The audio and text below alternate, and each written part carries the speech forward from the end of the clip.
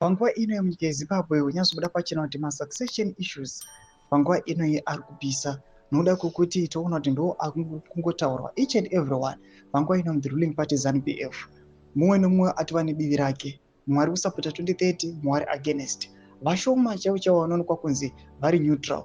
Anotoonekwa ari neutral ndovaya vanenge vachinyatsokuzova kuti vanenge vachiziva chokwadi, but kuti vaende kune side ravanyazoziva kuti iri safe kunyange zvaro risina future, vanoziva kuti apa vabudiri zvakanaka. Don't go subscribe or like on the bell icon. Toenda paende Gachange anoposta this picture Farai Marapira budanyora chiti ZANU-PF prepares to host its annual National People's Conference in Mutare.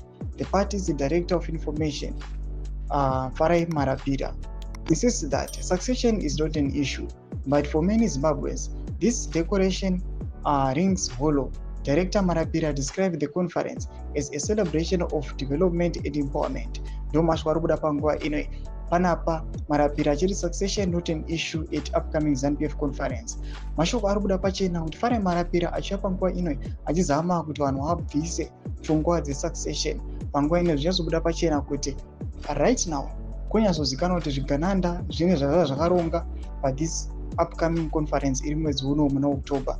But panguva ino kuchionekwa kunzi kune imwe force yekwa-VP Constantino Chiwenga naBomshogeza. Bomshogeza is already stated that paconference ameno maforces ake veterans ari kuti vachauya vachikonzeresa ikoko, they are going to denounce the resolution number 1. Kunyazozikanwa kuti vanhu vanonyazoziva kuti kuconference kuchange kuchirumaniwa, kuchange kuchimenyaniwa, zvinhu zvinotozikanwa. But panguva ino Farai Marapira ari kuyachivaudza achiti aiwa paconference yatiri kuenda iyi vanhu ngavanyatsokuziva kuti now succession is not an issue. Tofanira kundocelebrata development ne-empowerment the ruling party ZANU-PF. Mashoko anonyatsobuda pachena kuti panapa they are trying kuda kumbopodza their house, kuzama kuda kumboisa their house in order kuti kusava ne too much pressure, kunyange vachiziva kuti pressure is already mounted. Ina comment section medu mafunguro enyu moti kudii pamusoro pechitiko ichi. So subscribe or like, cheta on the bell icon.